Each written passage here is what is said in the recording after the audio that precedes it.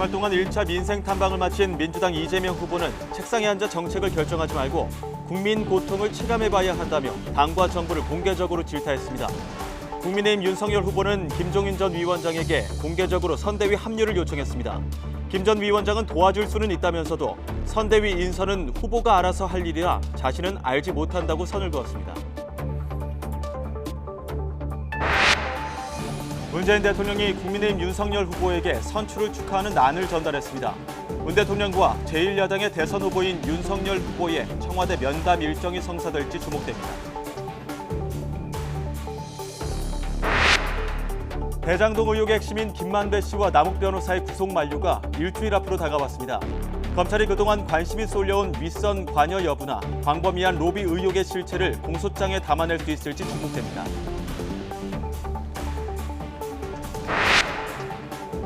수도권을 중심으로 코로나19 확산세가 꺾이지 않으면서 중환자 병상 4개 가운데 3개 이상이 이미 사용 중인 것으로 나타났습니다.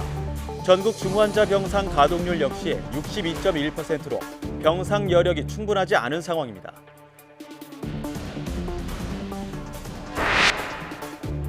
우리나라의 가계부채가 국가 경제 규모를 고려할 때 세계 주요국 가운데 가장 많은 것으로 나타났습니다. 특히 코로나19 발생 이후 증가 속도는 세계에서 가장 빨랐습니다. 인천 검단 신도시에 건설 중인 이른바 왕릉뷰 아파트를 둘러싼 논란이 커지고 있는 가운데 내년 3,500가구의 정상 입주가 불투명한 상황입니다. 정부와 지자체, 건설사의 책임 공방이 이어지고 있는 가운데 애꿎은 입주 예정자들의 걱정이 커지고 있습니다.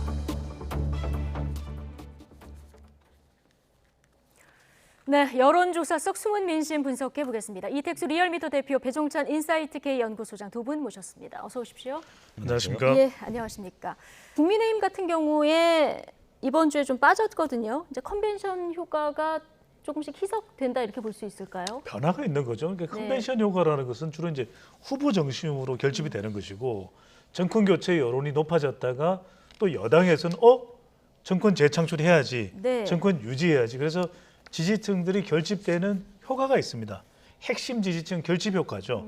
그러니까 대통령의 지지율이 내려가면 다시 영차하는 이른바 운동의 효과가 계속 일어날 거예요. 예. 그러니까 그런 현상 때문에 지지율이 조금 내려가면 또 정부 여당에서도 노력을 하는 모습을 보이고 또 지지층들이 또 좀 결집이 되는 이런 현상이 앞으로 지속적으로 있을 겁니다. 네. 그러니까 조금 내려가게 되면은 다시 한 번 더 반등하기 위한 결집 효과. 이른바 대통령의 지금 국정 수행에 가장 큰 영향을 주는 것은 경부요거든요. 경제 그리고 부동산 요소수인데 여기와 관련된 일련의 노력들을 지난주에 부단하게 하지 않았습니까? 네. 그런 노력들이 이제 모여서 또 긴급 처방을 했기 때문에 또 다시 지지율이 반등하는 결과로 이어진 것이죠. 예.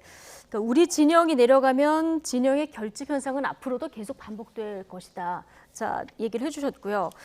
대선 주자 지지도 변화도 좀 살펴보겠습니다.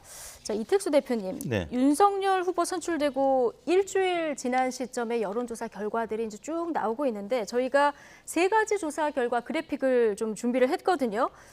보면 각각 그 어떤 흐름을 보이고 있는지 각각 정리를 해주시고 요 3가지 여론조사에서 공통적인 추이를 좀 뽑아낼 수 있을지도 좀 봐주시죠. 네, 어제 오늘 발표된 여론조사가 네. 3개가 있었습니다. 지금 화면에 보시는 TBS KSY 조사가 있었고요.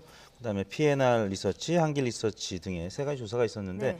공통적으로 윤석열 후보의 지지율은 지난주에 소폭 상승한 것으로 나타났고 이재명 후보는 윤석열 후보만큼은 아니지만 그래도 동반 상승을 해서 회복세를 나타내는 그런 모습을 보였습니다. 다만 아직까지는 윤석열, 이재명 후보의 뭐 4자구도 혹은 네. 양자구도에서의 격차가 오차 범위를 넘는 수준으로 아직까지 나타나고 있다는 점은 역시 국민의힘 같은 경우는 컨벤션 효과가 계속 이어지고 있었던 지난 한 주간이었었고 정권 교체 여론이 지금 뭐 자동답 방식이건 전화 면접이건 한 55%, 60% 나타나고 있고 앞서 소개해드린 문재인 대통령 부정평가도 한 55에서 60% 꾸준히 나타나고 있기 때문에 그리고 이제 문재인 대통령의 부정평가도 이제 잘못하는 편보다는 매우 잘못한다는 의견이 40%를 넘는 그런 면을 본다면 아직까지는 국민의힘이 홍준표 후보의 이제 발언 등으로 인해서 혹은 뭐 이준석 당대표와 이제 최고위원들 간의 2030 당원대 탈당 뭐 이런 논란이 있었음에도 불구하고 지지층 결집이 여전히 견고하다라는 면을 볼 수 있었던 여론조사 결과들이 아니었나 싶습니다. 예, 지금 세 가지 여론조사에서 이제 추이를 뽑아주셨는데 큰 추세로 보면 윤석열 후보가 아직 컨벤션 효과를 좀 누리는 것 같습니다. 5차 범위 밖에 우위를 유지하고 있고 이재명 후보도 이제 상승으로 흐름으로 돌아서긴 했는데 조금 제한적이라서 이게 관련이 있는지 모르겠는데 KSOI 응답자 분석을 보면요. 진보층 응답자가 24.4%로 조사 이래 최저치더라고요. 이 영향도 좀 있을까요? 있죠. 위축이 예. 되는 거죠. 위축이 되는 그러니까 거다. 여론조사를 하게 되면 내가 지지하는 후보가 좀 경쟁력이 나타나지 않으면 위축이 돼요. 조사에 잘 응하고 싶지 않은 마음이 생기는 겁니다. 이른바 지지하는 후보가 잘 나가고 있을 때 더 참가하고 싶은 욕구가 생기는 밴드웨거닝이죠. 네. 그러니까 잘 보셔야 될 필요가 있는 게 ARS 자동응답 조사에서 윤석열 후보나 국민의힘 지지율이 높은 걸 보면 그런 이유도 있습니다. 올라간 이유도 있는데 응답자들을 보면 대체적으로 그동안 쭉 경향이 자동응답 조사는 보수 성향의 응답자들이 많이 참여를 하고 면접은 면접은 직접 물어보는 거죠. 이건 주로 진보 성향의 응답자들이 조금이라도 더 참여를 해요. 그러니까 네. 자동응답은 윤석열 국민의힘이 높고 또 면접은 조사는 또 더불어민주당이나 이재명 후보가 대체적으로 높게 나타나는 게 그런 영향이거든요. 근데 이렇게 되면 어떻게 되냐면은 진보라고 생각했던 사람들이 물어보면 진보라고 응답을 안 해요. 예. 이제 뭐 중도 할게요. 중도입니다. 이렇게 이제 버튼을 누르게 되는 거죠. 예. 또 한편으로는 뭐 진보인 사람들은 참여를 잘 안 해요. 그래서 어떤 현상도 있을 수 있지만 그동안에는 줄곧 보수 정당의 모습이 상당히 일그러져 있는 그런 평가를 받아왔기 때문에 샤이 보수가 많았잖아요. 예. 근데 이거 잘 우리 시청자분들이 보실 필요가 있는 게 이제부터는 서서히 샤이 진보가 생깁니다. 왜냐하면 진보라고 하더라도 지금 부동산 문제 있죠. 이재명 후보 관련된 논란도 많죠. 물론 윤석열 후보도 논란이 있죠. 근데 이러다 보면 대통령 지지율이 내려가고 정권 교체 여론이 높아지게 되면은 샤이 진보 중에서도 아니 내가 진보예요. 이렇게 말하는 사람들이 조금은 줄어들게 되는, 숨어들게 되는 샤이 진보 현상이 나타나게 되는 거죠. 정권 교체 비중이 높아지면 샤이 진보가 나타난다. 나타나죠. 이 민심도 좀 잘 봐야 된다는 말씀을 해주셨는데요. 자, 이번 대선의 캐스팅 보트는 2030이다 이런 분석 많이 나오지 않습니까? 자, KSOI 3주치 흐름을 그 2030 민심의 변화가 어떻게 되는지 한번 보겠습니다. 20대부터 좀 보시면 그 윤석열, 이재명, 윤석열 두 후보 모두 20대에서 그렇게 높게 시작하지는 않았습니다. 근데 국민의힘 경선 끝나고는 윤 후보가 큰 폭으로 상승했다가 이번 주엔 또 하락을 하는 모습을 볼 수 있고요. 이재명 후보는 15.6, 14.7, 17.8 이렇게 좀 박스권에 있는 모습 볼 수 있습니다. 30대 한번 보여주실까요? 30대로 가보면은 처음에는 이재명 후보가 크게 앞서는 이런 상황이었는데요. 이 국민의힘 경선 이후에 좀 역전된 이런 흐름을 볼 수 있거든요. 어떻게 봐야 될까요? 20대 같은 경우는 이제 윤석열 후보 같은 경우는 조금 오르다가 약간 주춤하는 아까 모두 말씀드린 이준석 대표하고 또 이제 김재원 최고위원 간의 이 당원 탈당 논란. 네. 그러니까 일반 당원은 많이 들어오긴 했는데 또 책임 당원은 사실 2030이 일부 탈당한 것은 맞거든요. 홍준표 후보의 이제 석패 이후에 홍준표 후보는 2030에 또 주목을 받고 있고 플랫폼도 만들겠다 뭐 이런 이야기들 하다 보니까 당연히 20대에서는 조금 윤석열 후보의 지지율이 주춤한 상황이고 반면에 이제 30대 같은 경우는 윤석열 후보가 지금 강세를 나타내는데 특히 30대는 20대보다는 뭐 가상화폐나 주식보다는 부동산에 굉장히 민감한 부동산. 세대입니다. 예. 그래서 이제 결혼을 했거나 아니면 결혼 이제 임박한 세대이죠. 20대보다는 그러다 보니까 부동산 문제에서만큼은 민주당을 이제 원래 지지하던 진보층, 집토끼층이 바로 30대였는데 부동산 문제에 있어서만큼은 실사구시적인 판단을 하는 계층이 30대거든요. 네. 그런 차원에서 지금 이재명 후보가 여러 가지 이제 반박 논리를 개발하고 있지만 이 대장동 논란에서는 여론조사에서 이제 책임이 있다라는 의견이 여전히 50, 60% 나오고 있기 때문에 이 부분을 이제 이재명 후보가 어떻게 해결하느냐에 따라서 30대의 잃어버린 지지층을 예. 회복할 수 있느냐 여부가 결정이 될 것 같습니다. 여기서 예. 보이는 중요한 시사점은 뭐냐면 그만큼 2030 세대는 일정한 지지 방향에 머무르지 않는다는 예. 거예요. 그러니까 계속해서 변한다는 이야기는 뭐냐면 특정 후보에 대해서 앞으로 4개월 후까지 대선까지 이 후보 계속 지지할 거야. 이게 아니라는 겁니다. 이택수 대표께서 잘 지적을 했듯이 20대의 경우에는 가상화폐 또 계층 사다리가 복원됐으면 하는 마음이 있고 일자리 이런 경제 이슈거든요. 근데 30대는 부동산 또 육아 또 결혼 이런 환경과 관련된 경제 이슈이기 때문에 이들의 앞으로의 지지 후보는 계속 바뀔 수가 있습니다. 예. 그러니까 2030 세대는 뭐냐? 지금 행보를 계속 하는데 이런 행보에 오락가락 되는 것이 아니라 물론 뭐 20대 윤석열 후보를 지지할 20대의 경우에는 홍준표 후보의 앞으로 행보에도 영향을 받겠지만 하지만 더 중요한 것은 이들은 결정되지 않는다는 거. 그만큼 변동성이 크고 이 조사 결과를 보더라도 다른 연령대에 비해서는 부동층이 많습니다. 예. 그러니까 2030 세대는 계속 움직이는 거예요. 움직이는 변수가 큰 2030을 세대를 잡기 위해서는 그냥 단순한 대화나 행보가 아니라 아주 정교하게 이들의 마음을 공감시키면서 끌어내는 것이 중요하기 예. 때문에 한동안 또 앞으로도 계속 이들은 움직일 가능성이 상당히 크다. 네. 움직이는 2030 세대를 어떻게 붙들어두냐 강하게 예. 이걸 먼저 할 수 있는 후보 쪽에 더 성산이 높아진다고 봐야 되겠죠. 그러니까 내 삶을 실질적으로 어떻게 변화시킬 수 있느냐. 자, 이걸 판단하는 세대이기 때문에 앞으로 각 정당 그리고 각 후보들이 어떤 대책을 내놓느냐에 따라서 언제든지 움직일 수 있다. 그럼요. 두 분 다 이렇게 네. 이제 전망을 해주셨는 건데 2030 유권자 비율이 얼마나 됩니까? 전체의 한 31%예요. 조금 이제 30%는 넘는군요. 만 네. 18세 이상까지 포함해서 한 번 더 계산을 하면 조금 더 많아질 수 있는데 네.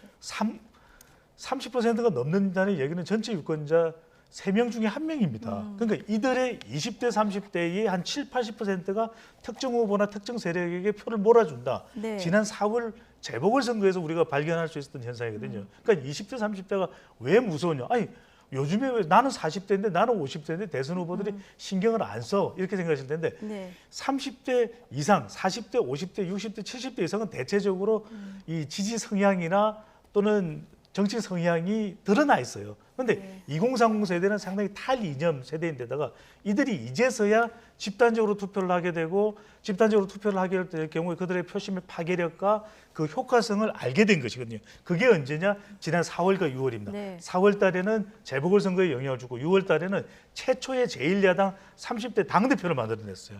그러니까 이들이 이제는 이번 대선에서도 그래 우리 집단적으로 투표해서 우리 힘을 과시하자 이런 생각과 판단을 할 수가 있다는 것이죠. 예. 단순히 숫자만 많을 뿐만이 아니라 지금 정치에 대한 관심도 자체도 높아진 세대이기 때문에 특별히 좀 주목할 필요가 있어 보이는데요. 자, 이재명 후보 청년들과의 공감의 폭을 넓히려는 행보 계속 이어가고 있습니다. 오늘 민주당 선대위 아침 회의에서 나온 발언 듣고 오시겠습니다. 청년들과 대화를 좀 요새는 많이 하고 있는데 이 청년들 목소리에 대해서 저도 사실은 최근에는 반성을 좀 합니다.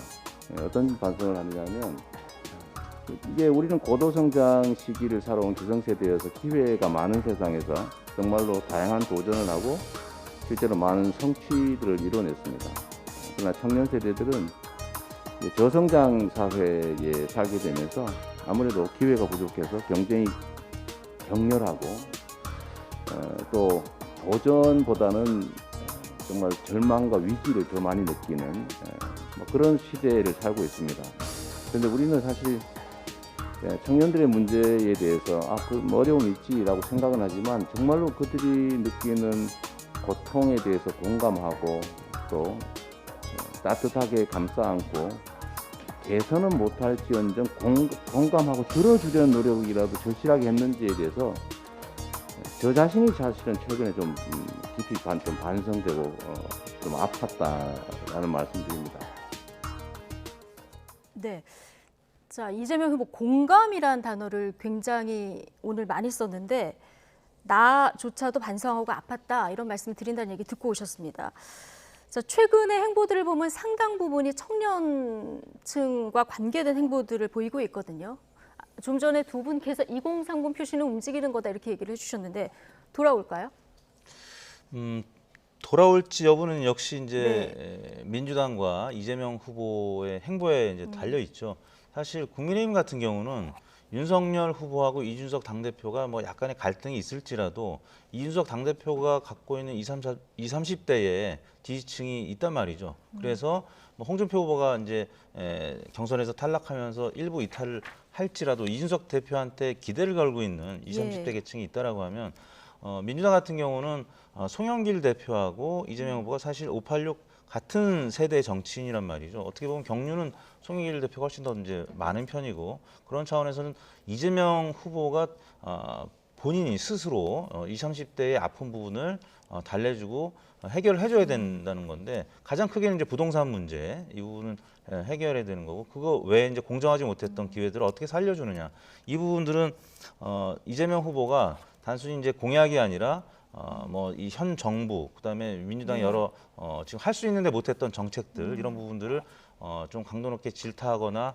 비판하면서 좀 뭔가 끄집어내야 되겠죠. 네. 선거 운동 기간이라도 그런 부분이 있어야만 아마 20대 30대가 움직이지 않을까 싶습니다. 그러니까 오늘 이재명 후보가 책상에 앉아서 정책 결정하지 말고 국민 고통을 체감해봐야 된다 이 얘기를 했거든요. 당도 비판하고 정부도 비판하고. 그렇죠.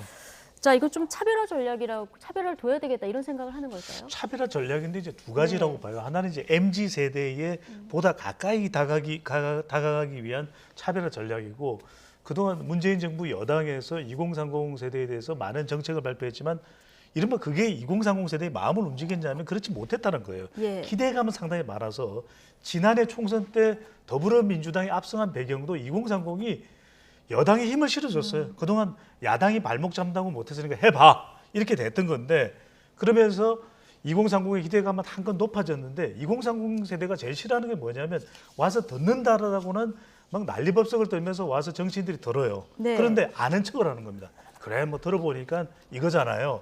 그거 하지 말라는 거예요. 2030은 뭐냐면 우리 마음을 아직도 이해를 못하고 있는 뭐 공정 이야기하는데 구조적 불평등이 개선됩니까? 이미 태어나면서 내 집안의 부나 내 집안의 경쟁력은 다른데 근데 뭐를 원하냐면 많은 기회가 그래도 제공됐으면 하는 거예요. 어려운 가운데. 그러니까 단순한 공정, 말뿐인 공정이 아니라 풍부한 기회의 제공입니다. 20대는 풍부한 기회의 제공으로 가야 돼요. 그러니까 메타버스를 타든 아니면 20대와 대화를 해서 대학교를 방문하든 20, 30대가 원하는 건 와서 듣고 아는 척 하지 마라. 그다음에 제일 중요한 것은 풍부한 기회의 제공. 네. 그리고 구조적 불평등은 안 바뀐다는 거 우리 알고 있고 계층사들에도 쉽지 않다는 거 알고 있으니까 자꾸 꿈꾸게 상상하게 만들지 마라. 현실적으로 가능한 기회라도 풍부하게 제공해달라. 이걸 알아야 되는 거죠. 네. 자, 그 윤석열 후보 앞서 이제 분석을 하시기에 젊은층 표심을 가지고 있는 게 이준석 대표의 영향도 있다 이런 취지의 말씀을 하셨는데 좀 또 하나 관련해서 관심 있는 것이 홍준표 의원이요. 지금 낙선한 후보 행보 측으로 굉장히 적극적으로 움직이고 계시고 지금 청년 플랫폼을 만들겠다, 놀이터를 만들겠다 이렇게 얘기하면서 굉장히 적극적인 행보를 보이고 있거든요. 앞으로 윤석열 후보 이 그 연령대 지지율에는 어떤 영향을 미칠까요? 홍준표 후보의 행보는 계속 SNS를 원래부터 이제 잘 활용하던 정치인 중에 한 분이기 때문에 향후에도 계속 SNS를 통한 특히 이제 2030 세대를 이제 관리하는 메시지를 계속 낼 텐데 왜냐하면 홍준표 후보도 또 차차게 도전할 마음이 있지 않겠습니까? 그런 차원에서 계속 움직임이 있을 텐데 네. 윤석열 후보 입장에서는 계속 삼고초려하는 모습을 보여야 되겠죠.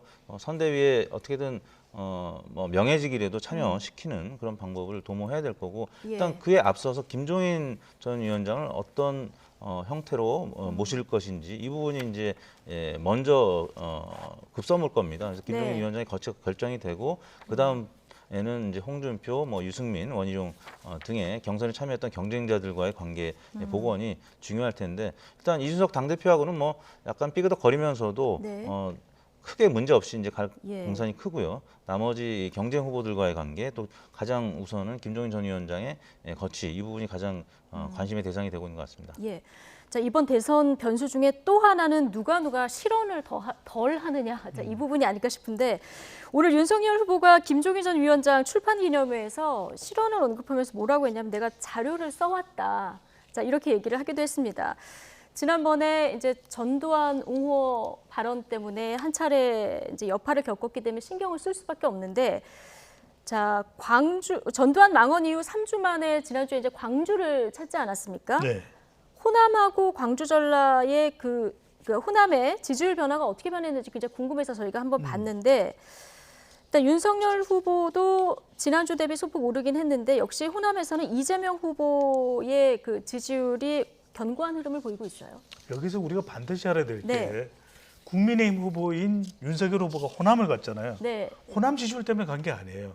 우리 지금 혹시 준비돼 있을 수 있는데 서울 지역 그래프가 있으면 한번 보여봐 주십시오. 네.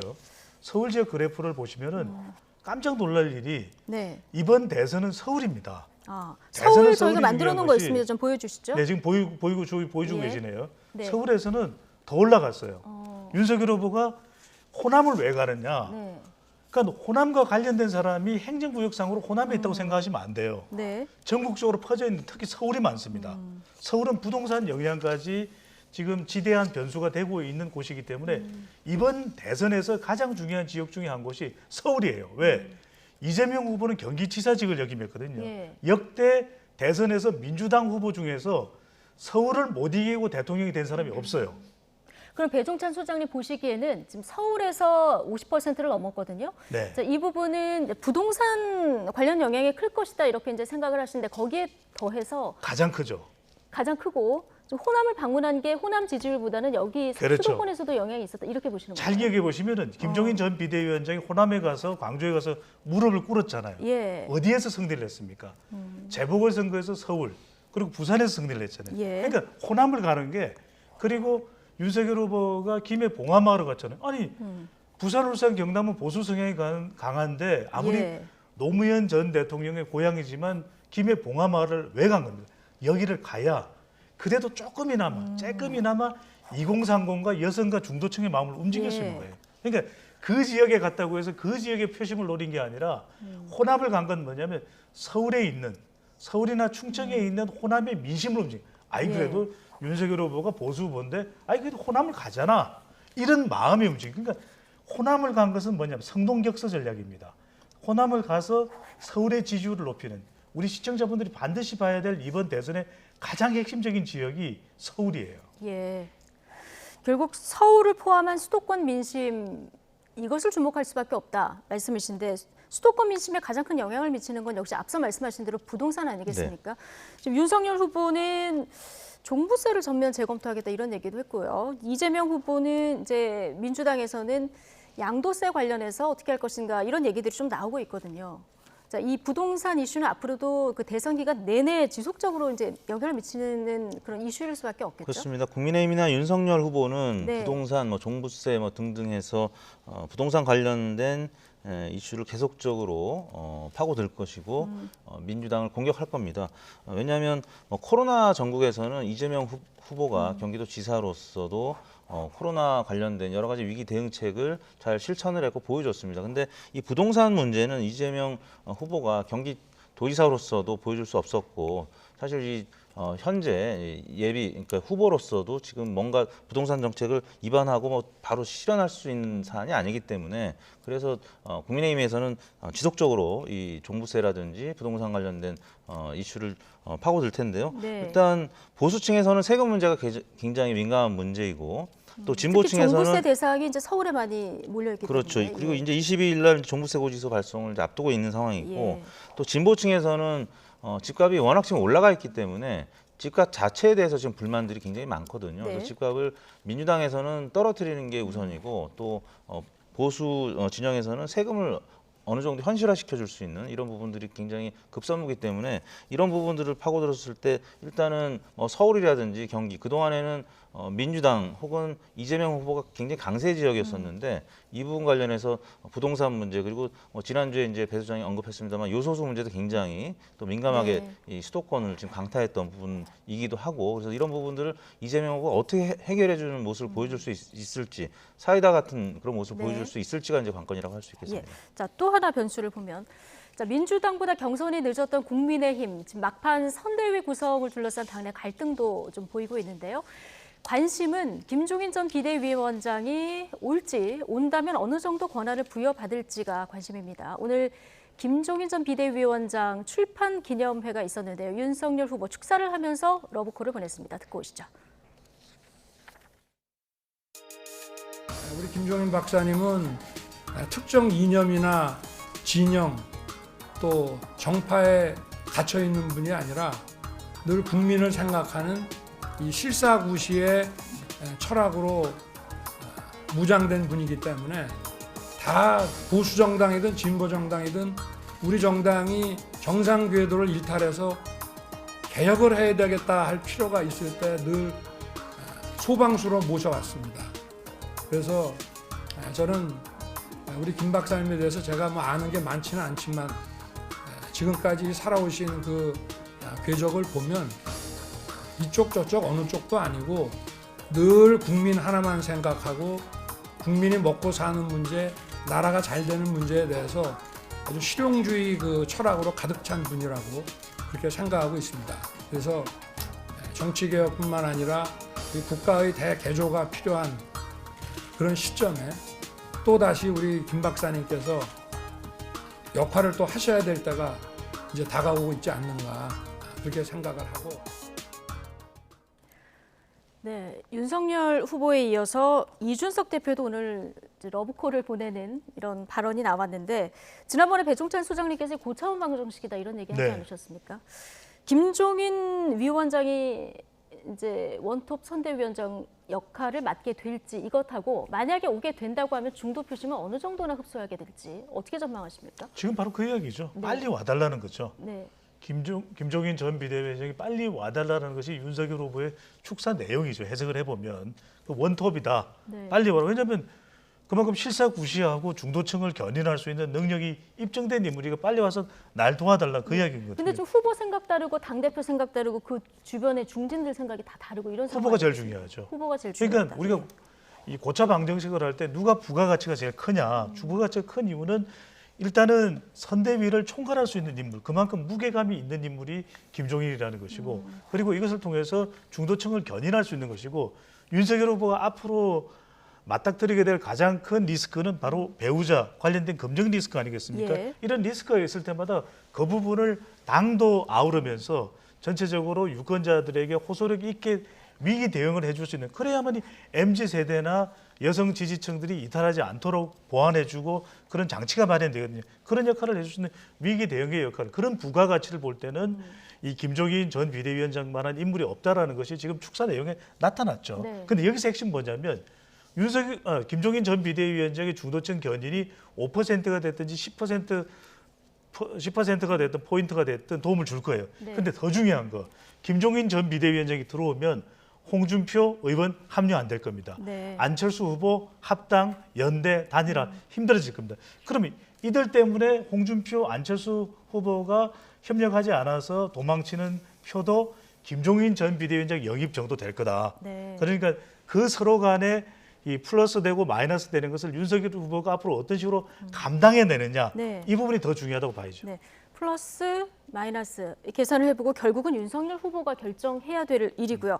민주당에서는 이해찬 전 대표 등판론도 좀 나오고 있습니다. 이해찬 대표도 뭐 선거 승리 경험이 꽤 많은 분이라서 만약에 등판하게 된다면 이것도 꽤 큰 변수가 될 것 같은데 어떻게 보십니까? 그렇습니다.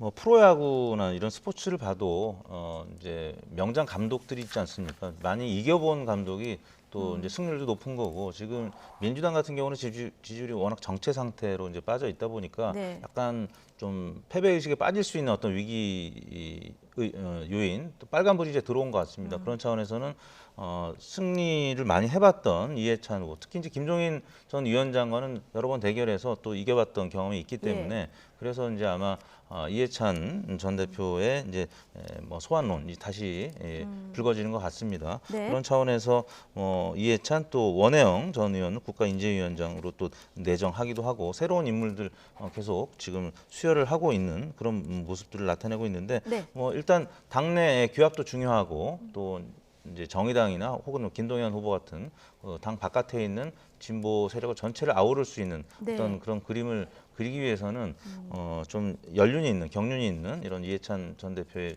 등장이 좀 필요하지 않나 이런 의견들이 나오고 있는 것 같습니다. 네, 지금 말씀하신 대로 진보의 단일화, 그 플러스 또 보수의 단일화가 되느냐 이 부분도 내년 대선의 큰 변수인데 관련한 녹취 일단 준비된 녹취 듣고 오시겠습니다.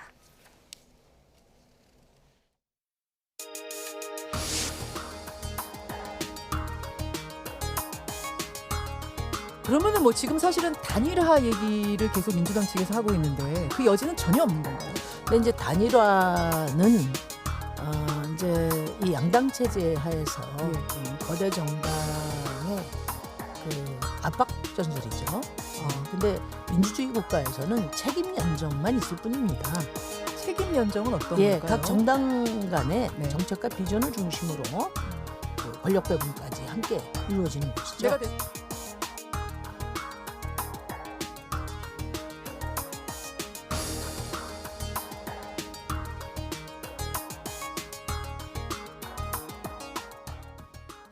네, 뭐 안철수, 김동영, 심상정 이른바 이제 제3지대에 있는 후보들이라고 불리는 분들 이제 단일화 없다 이렇게 선을 긋고 있습니다만은 마지막에 박빙으로 갈 경우에는 결국 과거 선거에서 보면 단일화하는 경우가 굉장히 많지 않았습니까?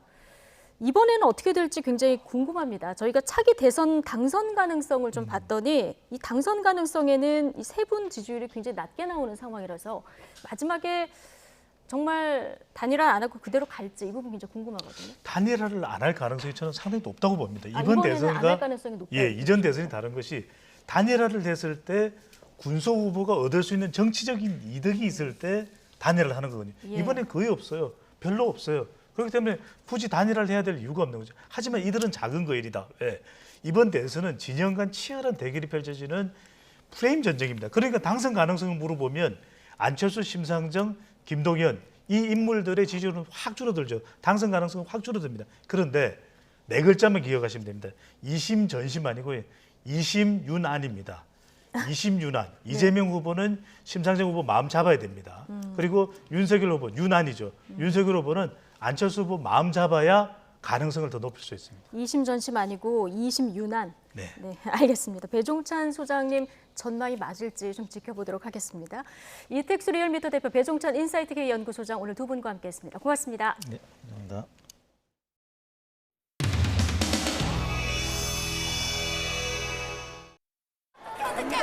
자, 옆에. 우리 부산에서 왔어요. 어머, 어떡해. 어떡해.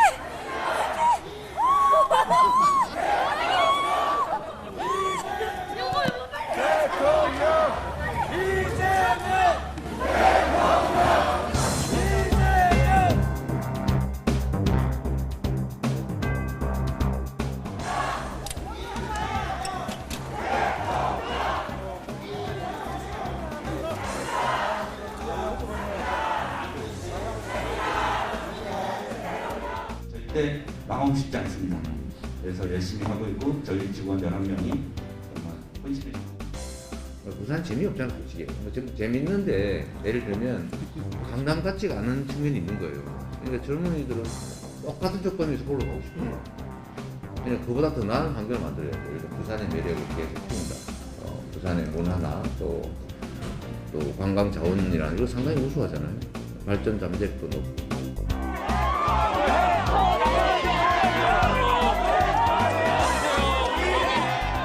상대방은 엄청나게 나쁜 짓을 해도 아무 문제가 없는 것처럼 넘어갑니다. 맞습니다.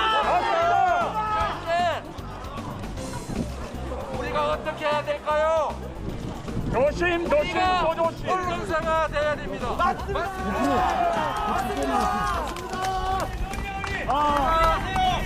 소식을 전하고 우리의 정신을 살리고 이재명 대표가 우리가 언론사다 이렇게 부산에서 한 말을 좀 어떻게 보셨는지. 본인의 지지자에게 댓글을 달라고 종용하는 등 여러 가지 인신 왜곡 시도가 있을 것으로 보여지는데 저는 사실 행보가 자잘하고 그리고 무엇보다도 구태에 가깝다 이렇게 생각합니다.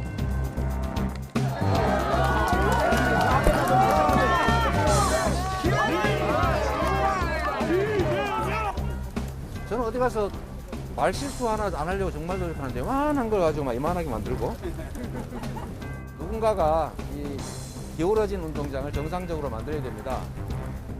누가 언론 역할을 해야 된다고요? 우리가! 말로만 할 거 아니죠?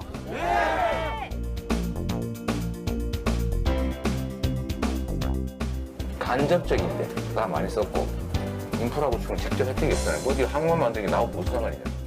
저번 달 같은 경우는 주에 100시간씩이었거든요. 어이구 누구는 122시간 얘기하긴 하던데. 그러니까 그거 보고 기가 찼어요, 진짜. 진짜 그런 집을 살아보라면서. 더 부입. 네. 내가 치사하게 이거 하고 못하게 하고 막 그러길래 제가. 맞아요. 이게 제일 예쁘거든. 네. 이건 하나 둘 2번이 아니고 9입니다. 네. 네, 고맙습니다.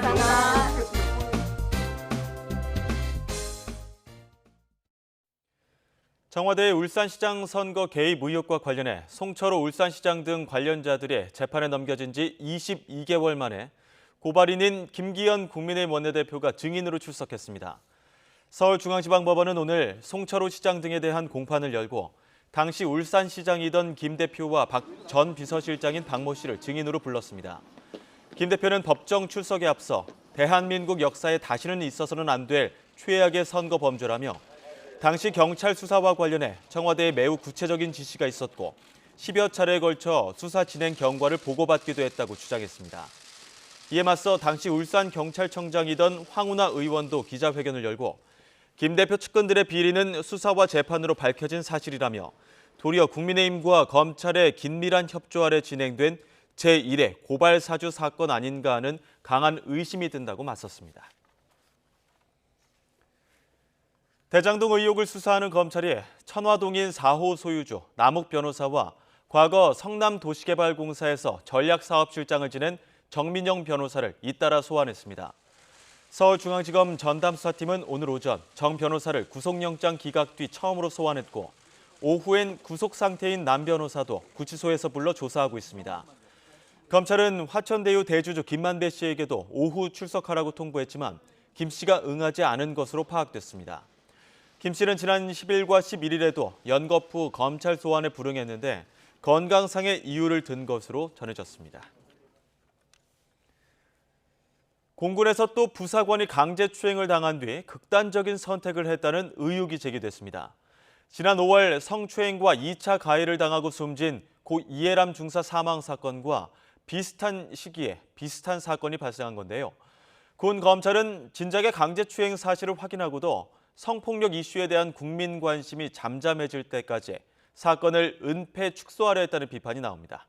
군 인권센터의 기자회견 내용 직접 들어보시죠. 유가족은 피해자가 강제추행을 당한 사실을 변사사건 수사가 끝나고 순직이 결정될 때까지 몰랐다. 8월 3일 공군본부 보통검찰부는 돌연 가해자를 군인 등 강제추행으로 입건시킨다. 군 수사기관이 강제추행 사실을 이미 알고 있었다는 점을 유가족이 알게 된 건 정보공개 청구 3개월 만에 처음 수사기록 자료를 받은 9월 15일이 되어서였다. 군사경찰과 군검찰은 가해자에게 자백까지 받고도 성폭력 사건을 묻어뒀다. 사망 사건과 성폭력의 연관성을 의도적으로 은폐했던 것이다.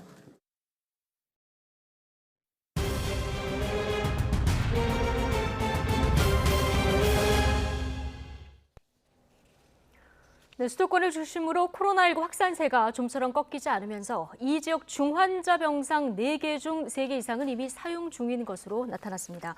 보건복지부 중앙사고수습본부에 따르면 어제 오후 5시 기준으로 서울, 인천, 경기의 코로나19 중증 환자 전담 병상 가동률은 76.4%로 수도권 내 코로나19 중환자 병상 총 687개 중 162개만 남아 있습니다. 지난주 평균 위중증 환자는 447명으로 대부분이 60대 이상인 것으로 확인됐습니다. 중앙재난안전대책본부는 지난 7일부터 13일까지 일주일 평균 위중증 환자 447명 가운데 60대 이상 고령층이 82.1%를 차지한다고 밝혔습니다. 직전주 위중증 환자가 365명인 점을 고려하면 한 주 만에 80명 넘게 급증했다고 평가했습니다.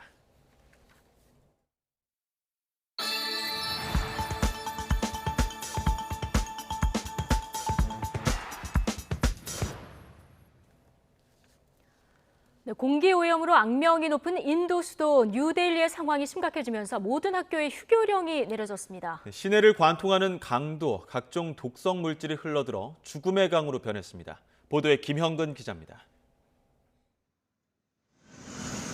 인도 수도 뉴델리 시내, 도시 전체에 짙은 스모그가 끼어 온통 뿌옇게 보입니다. 주민들은 매운 고춧가루를 뿌린 것처럼 눈이 아프다고 호소합니다.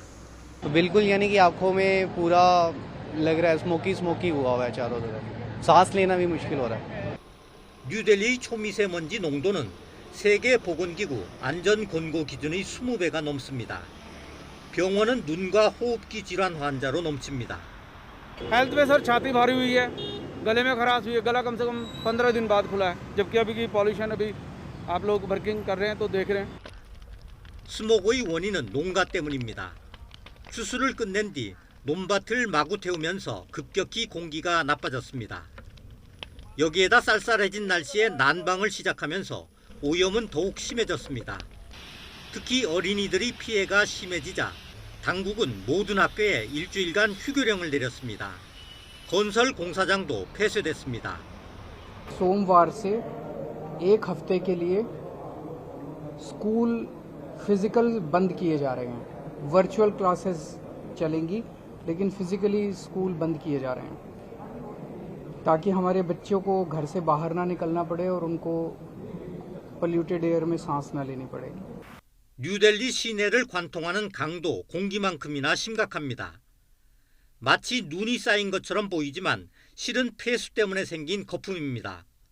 이처럼 더럽고 독성 물질이 가득한 강에서 힌두교 의식에 따라 수많은 사람이 몸을 씻고 있습니다. 오염으로 인해 시내 일부 지역에서는 물 공급도 지장을 받고 있습니다. 극심한 코로나19 확산을 겪은 뉴델리 주민들은 공기오염에 수질 악화까지 삼중고에 시달리고 있습니다. YTN 김영근입니다. 내일도 대체로 맑고 온화한 날씨가 이어지면서 늦가을의 정취를 느끼기 좋겠습니다. 내일 서울 아침 기온 4도로 오늘과 비슷하겠고 낮 기온은 13도까지 오르면서 예년보다 2도가량 높겠습니다. 다만 당분간 일교차가 10도 안팎으로 크게 벌어지니까요. 옷차림에 유의하시기 바랍니다. 오늘은 대부분 지역의 미세먼지 상황이 나아졌지만 내일은 다시 중서부와 일부 남부 내륙을 중심으로 초미세먼지 농도가 짙게 나타나겠습니다. 내일 아침 기온 오늘과 비슷하겠습니다. 내일 서울 아침 기온 4도, 광주는 6도가 예상되고요. 낮 동안에는 예년 기온을 웃돌며 온화하겠습니다. 내일 낮 기온 서울 13도, 대전 15도, 대구는 17도가 예상됩니다. 수능일에는 중부지방에 비가 조금 내리겠고 예년 기온을 크게 웃돌며 수능 추위는 없을 전망입니다. 지금까지 날씨 정보였습니다. 네, 월요일 더 뉴스 여기서 마치겠습니다. 이어서 뉴스큐가 방송됩니다. 시청해주신 여러분 고맙습니다.